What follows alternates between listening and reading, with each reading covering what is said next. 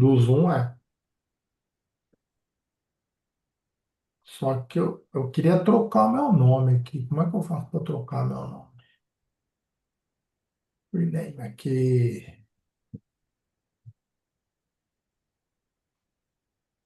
Agora fiquei mais bonitinho. Vamos ver agora aqui o que está saindo aqui no YouTube. Eu vou pegar isso aqui.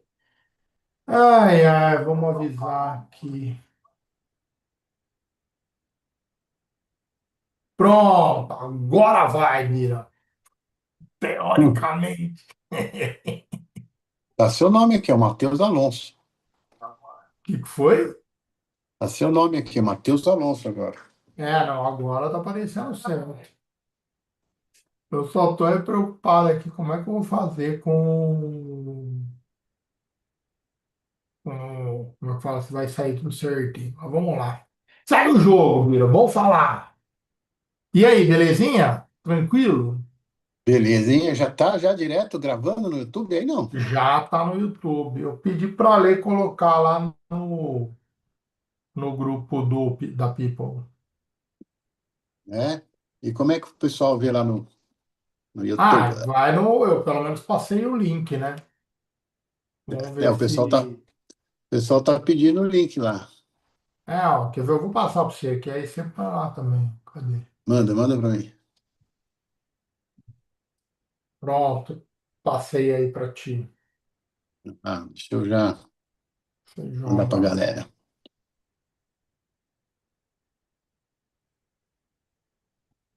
Vamos lá, vamos lá.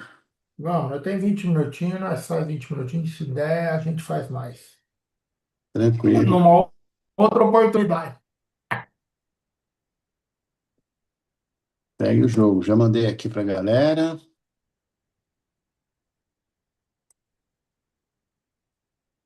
Vamos lá, pode ir perguntando. Ô, Bira, vem cá, como é que você virou consultor? Como que eu virei consultor? É, eu acho que o consultor, eu não procurei ser consultor. O consultor que me achou. Como assim? Porque na realidade eu nunca pensei em ser consultor e instrutor. É que desde pequeno eu sempre gostei de ensinar. Eu gostava de aprender e gostava de ensinar. Então eu Uhum, acredito que a parte de. Porque o consultor é aquele que faz uma consultoria, mas que gosta de dividir os seus conhecimentos, né? Então desde pequeno eu sempre gostei de dividir os meus conhecimentos. E aí nós uhum, imaginamos, né, o que que é consultor? Consultor é algo, é uma pessoa que já tem uma vivência, já tem uma experiência, principalmente prática, e ela passa essa vivência, essa experiência para as pessoas que se permitem a isso. Então, desde pequeno, eu sempre gostei de aprender e dividir o meu conhecimento. Nunca busquei a carreira de consultor. Acredito que a carreira de professor é mais adequada, né? E, Porque e quando aí você você, foi. viu, Matheus, só para dar uma ratificada, quando você ensina, você aprende. Sim. Né? Quanto mais você ensina, você aprende. Por isso que eu escolhi dar aula em algumas instituições que, que prezam bastante o conteúdo. Porque quanto mais eu dava aula, quanto mais eu fazia instrutoria, mais eu aprendi. E aí você se especializou em quê na consultoria? Minha especialização é em gestão estratégica de pessoas. Eu sempre fui apaixonado pelo comportamento humano. Eu Uhum, imaginava desde pequeno como que as pessoas tinham determinado comportamento, o que que levava a esse comportamento. E aí eu gostava de analisar que aquele comportamento gerava um resultado, e aquele resultado gerava um clima. E eu aprendi isso entrando na área de recursos humanos, né? Entrei na área de recursos humanos em 82. Aí foi onde mesmo eu deslanchei na carreira de gestão estratégica de pessoas, né? Naquela época chamava recursos humanos, né? Departamento pessoal, tal. Hoje chama gestão estratégica de pessoas. Um- uma vez você me disse, né, que você lê vários livros durante o ano. Quantos você tinha falado? Quantos? 30 e quantos? Você falou que você lia? É entre 30, 40, 25, depende da atividade que eu pego. Por exemplo, se eu pego uma atividade que eu tenha que aplicar um conteúdo, eu procuro ler o livro daquele conteúdo. Né? Por exemplo, eu vou fazer uma atividade agora no dia 17 de dezembro. Uhum. Embora eu já tenha dado isso na faculdade e tudo, mas depois o que que eu faço? Eu releio o livro novamente. Então, ele está aqui, que é a Inteligência Emocional de Daniel Goleman, que é um psicólogo PhD lá de Harvard. Então, às vezes eu leio o livro duas, três, quatro. A Arte da Guerra, por exemplo, eu li 11 vezes. Toda vez que eu vou fazer alguma atividade que me remete a um assunto, eu busco esse livro para ler novamente. E sempre girando em torno desse tema seu central, ou não? Também, mas sempre procurando agregar conhecimentos. Então, eu procuro sempre buscar novos conhecimentos. Por exemplo, a gestão estratégica de pessoas, ela trabalha com crenças. Então, aí eu tenho os meus livros aqui. Então, eu vou ler crenças, que é a parte de programação neurolinguística. Então, eu busco sempre algo que possa agregar ao conhecimento para me passar para as pessoas que me procuram, meus clientes, sejam mentorados, sejam as empresas, workshops, palestras. Então, eu busco sempre em torno desse conhecimento, mas sempre agregando conhecimento. Não fica só no mesmo. Entendi. E aí você, um cara esportista, faixa preta, tão grisalha quanto você, porque é cheia de Dan. Para quem não sabe, Dan, é, você primeiro sai com a Vou lembrar da minha época de judô, hein? Só que você é karatê, né? Karatê. É, veja se eu estiver errado. Você tem a faixa preta, depois de um tempo você vai especializando, vai melhorando, aí a cada etapas depois da faixa preta você vai ganhando esse dan, que são uma faixinha branca presa na faixa preta. É isso.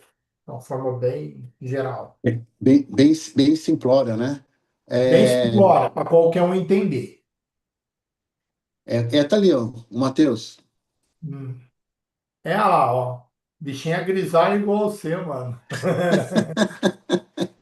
Como é que você relacionou? Que você tem a liderança faixa preta, né? Como é que você relacionou ela às suas entregas, ao trabalho que você faz? Como é que você relacionou o esporte com isso? E por quê?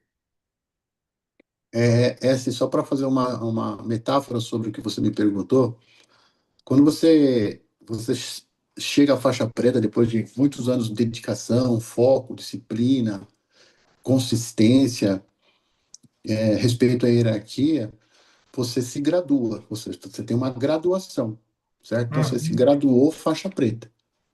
perfeito. Depois dessa graduação, nós temos as graduações que é Q, que são os DANs. Os DANs nada mais é do que você ter níveis avançados de conhecimentos. Então, nível de habilidade e nível de conhecimento. Então, você chega à faixa preta, você tem o primeiro Dan. O primeiro Dan de Karatê, que é o Seibukan, ou Okinawa Goju-ryu, ele tem katas diferenciados. Então, até o faixa preta são 12, 17 katas. Depois, no primeiro Dan, tem mais um kata. Depois, no segundo Dan, tem mais, além daquele um, mais dois katas. Mas são katas mais complexos. Uhum, Então, você acaba chegando um nível avançado de conhecimento. E como que eu cheguei juntando tudo isso? Esses mais de 30 anos de conhecimento na área de recursos humanos e gestão estratégica de pessoas, eu uni a esse conhecimento que eu tenho, uni os 25 anos que eu tenho de karatê, aproximadamente, 25 anos, esse ano fez 25 anos, e com as competências e habilidades, porque para você ser um líder de sucesso, você tem que ter as mesmas competências e habilidades de um faixa preta. Foco, perfeito. Uhum, propósito, determinação, disciplina, trabalho em equipe, equilíbrio emocional, objetivo, consistência, pontualidade, você aprender com os seus erros. Quantas vezes eu errei nos movimentos, eu tive que treinar várias vezes para chegar próximo à perfeição desses movimentos. E quando Uhum, você exerce uma liderança, ela no mundo corporativo é a mesma coisa. Só que no karatê, o processo é prático. É você vivenciar aquilo. De maneira prática que eu falo, literalmente suar o kimono, que é uma forma lúdica. uhum, No, na empresa, é uma forma cognitiva. Você trabalha com sinapses neurais, você trabalha com a sua inteligência. Você soa por dentro. No karatê, além de você soar por dentro, que é a cognitividade, você também soa por fora e também é um exercício físico. Então, uniu essas duas coisas. Então, aproximadamente são 32 competências que você trabalha no karatê e mais 32 competências que você tem que ter para um líder de sucesso. E não só líder de sucesso, para você ser um ser humano de sucesso, né? Você só é um bom líder se você é um bom ser humano. Você só é um bom sensei se você é um bom ser humano, porque no karatê nós trabalhamos três coisas básicas: humildade, simplicidade e respeito aos mais velhos, no caso, respeito aos mais graduados. E aí tem que passar isso, nem sempre isso é passado em lideranças, né? Às vezes os próprios líderes, os próprios pares não se respeitam. Então, é essa metodologia que eu procuro, que eu vou colocar nos meus liderados, que é a liderança faixa preta, que é uma liderança nipônica, lideranças do samurai, que o japonês ele tem uma palavra muito interessante, eles são muito determinados, são focados, eles têm propósito muito delineados. Estou falando assim no movimento de faixa preta. E até mesmo no Japão, né? Eles são disciplinados desde pequenininho. Respondi sua pergunta? respondeu. E quais me listas dessas 32 me listas três mais que você pode considerar as mais importantes? Disciplina, propósito, determinação. Perfeito. Tem Show. mais outros. Se você pediu três, né? Não, Mas três. O resto, ele que compre seu livro, sua palestra. é verdade, tem mais, muito mais. São, É, do- são, é importante, até você falou uma coisa, Matheus, que geralmente eu começo com os meus trabalhos de mentorado, com os meus mentorados, uma parte de mentor. Na época eu era coach sistêmico. Eu começo com as primeiras sessões, conheça-te a ti mesmo. Você tem que se conhecer. Ninguém se conhece 100%, mas você tem que ter a noção de quem você é. Noção até onde você consegue trabalhar o seu termômetro. Aí nós vamos de encontro ao PhD psicólogo Daniel Goleman, que é a inteligência emocional. Você se conhecendo, você sabe até que ponto você pode ir. E no karatê, você procura se conhecer, porque ali você trabalha de forma com exercícios que você não pode ultrapassar aquele movimento, que você pode machucar outra pessoa e também ser machucado. Então ali você trabalha a sua inteligência emocional de uma forma prática. E o líder de sucesso ele tem que trabalhar essa inteligência emocional. Primeiro se conhecer e depois ele trabalhar esse controle emocional, essa inteligência emocional, até onde ele pode ir.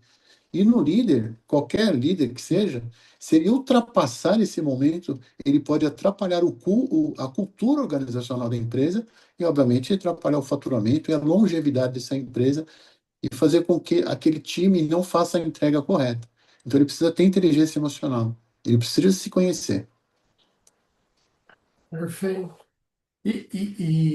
Não, e é muito legal, porque isso tudo se conecta, pelo menos na minha cabeça, tudo isso se conecta, no mínimo, com esses três pontos que você falou, né? Não, não existe nada melhor que a gente se conhecer para a gente fazer melhor daquilo que a gente gosta e aquilo que a gente faz de melhor, né? Botar propósito no que a gente quer, né? E eu vou até pegar o gancho do propósito para falar, cara, qual que é o seu propósito? Eu falo para todo mundo, qual que é o seu propósito na empresa, na sua carreira, no seu negócio, né?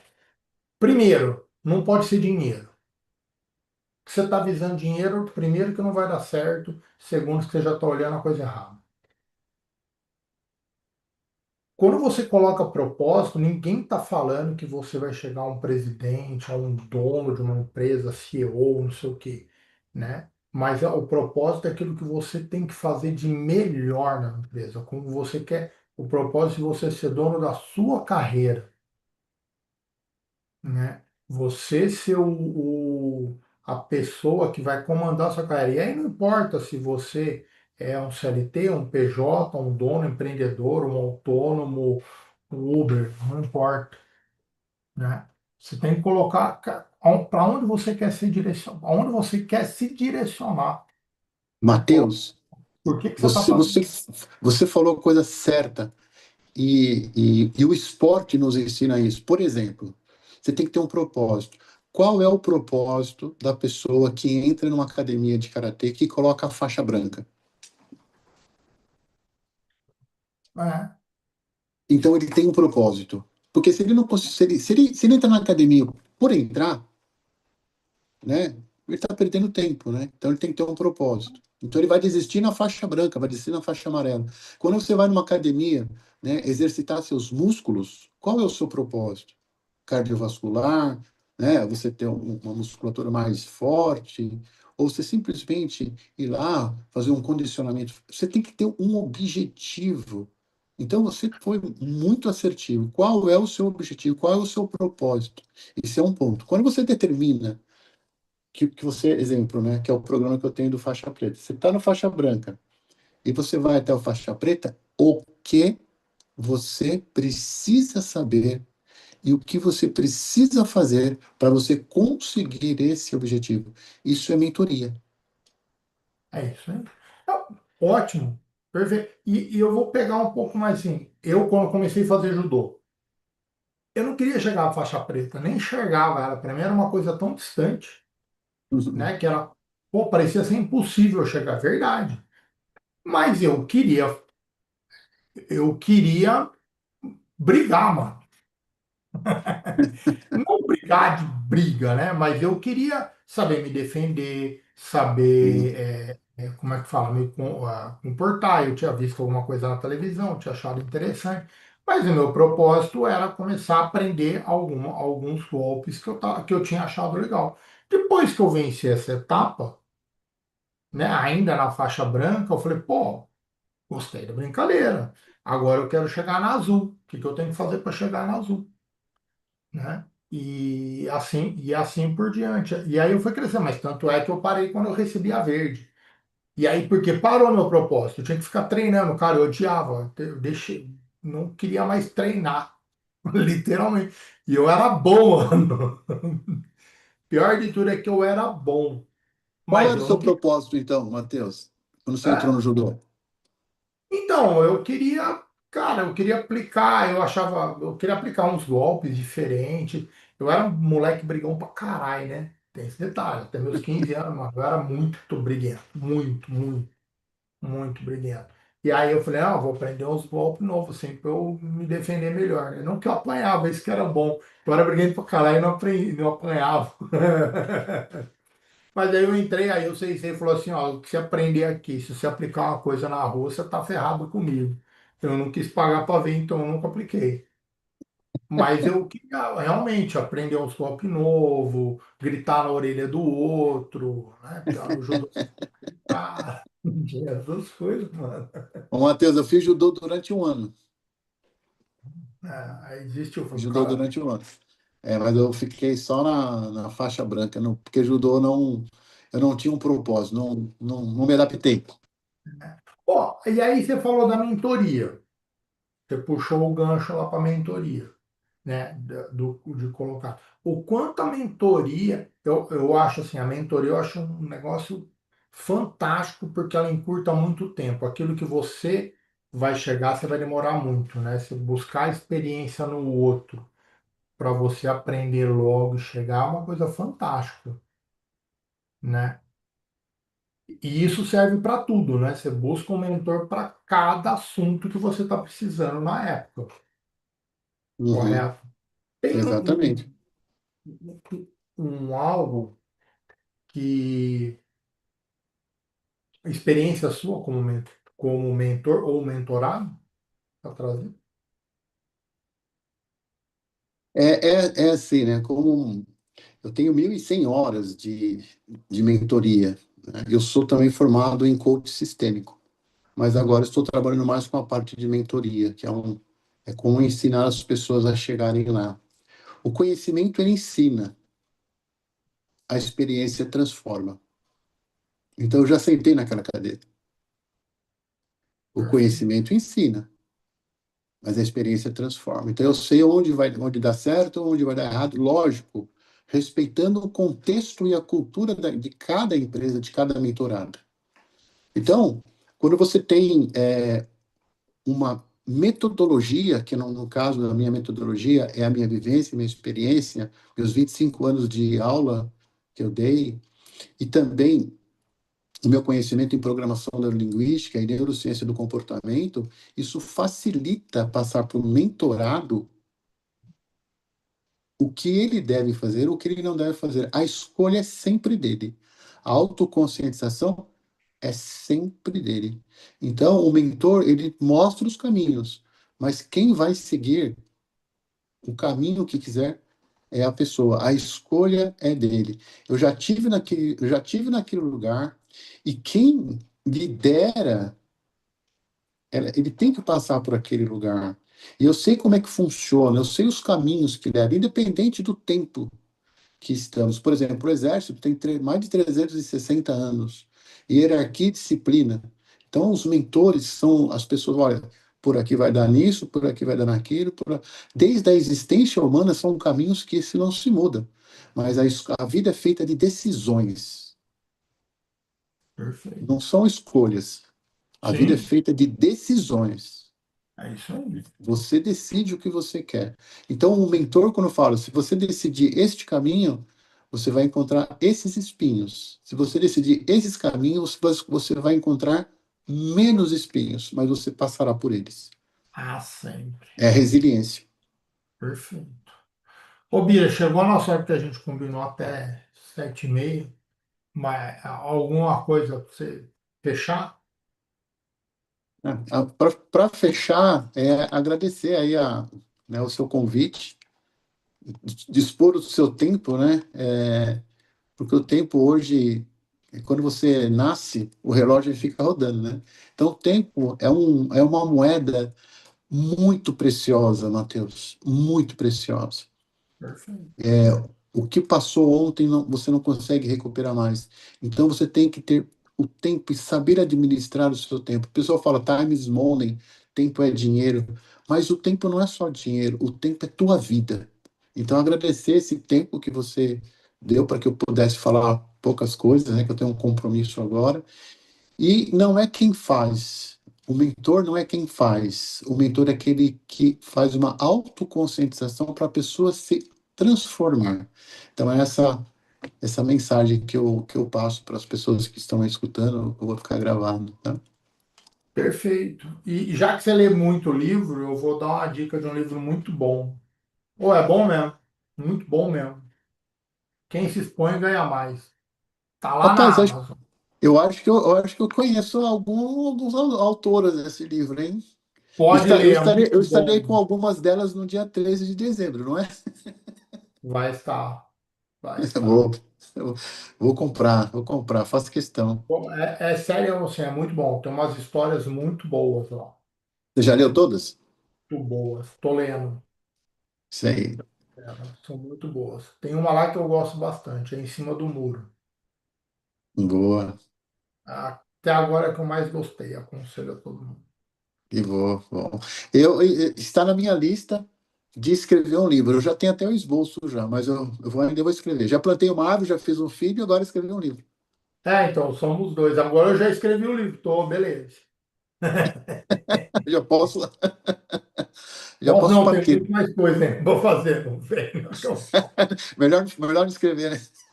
Ah, vou escrever o outro, vou plantar outras árvores, filho, eu não faço mais, mas ainda tenho muito neto para, como é que fala? Para desarrumar. Muito Que é neto. neto, quem educa são os pais. Eu vou só deseducar. Então agora minha vez. É verdade. Quando você é avô, aí você aprende a ser pai, né? Quando você é pai, você aprende a ser filho. E quando você é avô, você aprende a ser pai. Eu Vamos também ver. tenho meu netinho, agora eu vi, né? Estou aprendendo a ser pai. Mas quem educa é minha filha, não sou eu, não. É isso aí. Eu Bia, educo. obrigadão pelo papo, cara. Foi muito bom. Viu? Obrigado, Abraço. Matheus. Vamos retomar isso aqui aí. Vamos, assim. Valeu, Deus Bia. abençoe. E brigadão para todo mundo que está aí assistindo a gente. Manda mais Os... da semana.